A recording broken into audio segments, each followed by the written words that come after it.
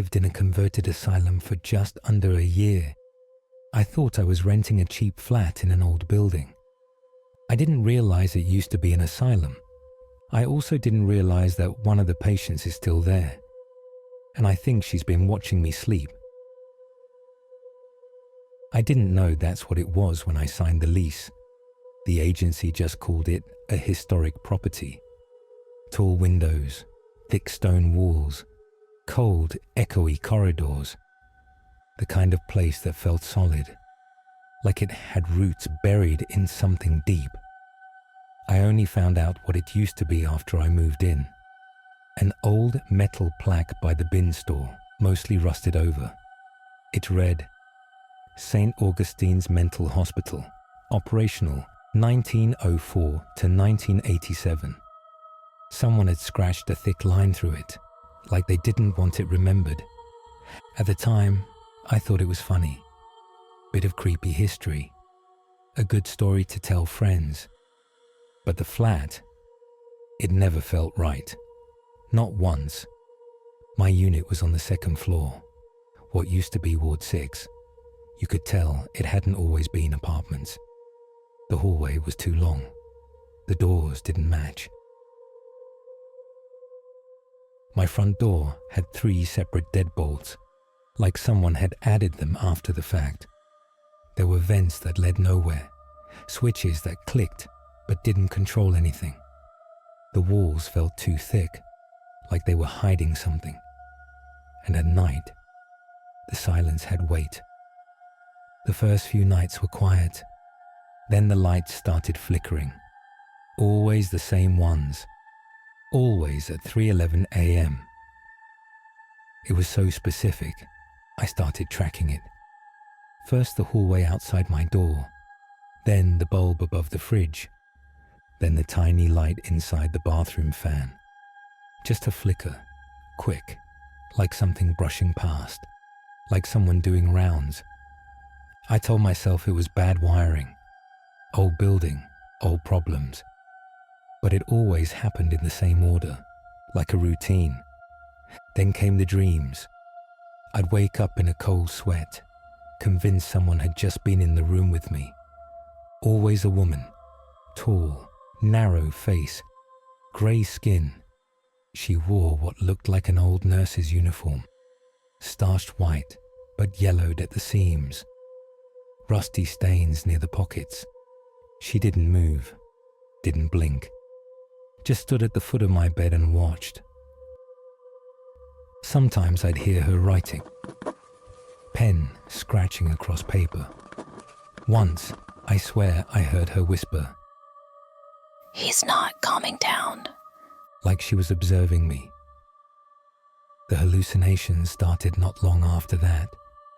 I'd come home and see people standing at the end of the corridor, still figures, heads tilted too far to the side, like they were listening. They were always gone by the time I reached for my keys. I tried bringing it up once, in the laundry room. There was a woman there who looked like she hadn't slept in days. I joked about the ghost nurse. She didn't laugh, didn't even look up. She just said, "Don't joke about them. They remember that." Then she left her clothes behind and walked out. That's when I started researching the building. St. Augustine's was shut down after a series of patient deaths in the 80s. Electroshock therapy, isolation rooms, a wing that was sealed off and bricked over completely. No explanation why. That sealed wing, it lined up exactly with my apartment. I found an old blueprint someone had posted anonymously. My bedroom used to be a seclusion chamber, soundproof, windowless, fitted with restraints. That might explain the voices, because by then, I was hearing them even when I was awake. Footsteps pacing above me, but I was on the top floor, scratching inside the walls, slow, deliberate. Once I came home and found every drawer in the kitchen open, not chaotic, just neatly open, like someone had inspected everything and left it out for me to notice. I started sleeping with the lights on. It didn't help, because the elevator started moving on its own. Always at 3:11 a.m., I'd hear the ding. Then the doors would open, empty. Sometimes it would stop on my floor and just sit there, waiting. One night, I decided to check the camera feed by the mailboxes. It showed the elevator arriving, but the doors never opened. And the timestamp? 3:12. I asked the building manager about it. Told him I thought the elevator was malfunctioning. He just stared at me for a long time. Then he said, "That lift hasn't worked in months. It's not even connected to power." I left that night, stayed in a hotel.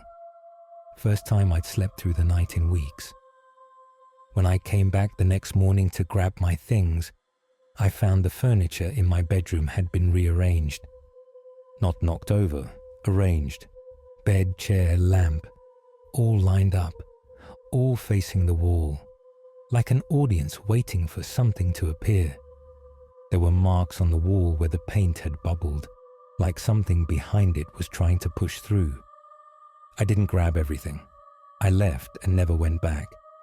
Now I live in a new city, new building, no history, no strange angles. I told the leasing office I'd only take the place if it was built after 2010. They laughed. I didn't. But here's the thing. Even now, even here, I still get that feeling sometimes. Like something's watching me, just behind my shoulder, just beyond the hallway light. And once, just once, I heard a ding in the corridor, and at exactly 3:11 a.m. The elevator here doesn't have a bell, but I opened the door anyway, just to check. Down the hallway. Every light flickered, in the same order as before. I tried to forget it all. But last night, I couldn't sleep, so I went digging again. I found a forum thread about St. Augustine's final days. Buried in a comment from a former orderly was this line. One patient admitted right before the closure, mid-20s, delusional, said the nurses were watching him in his sleep, said he didn't belong here. There was a scan of an intake sheet, name redacted, but the birth date, it was mine.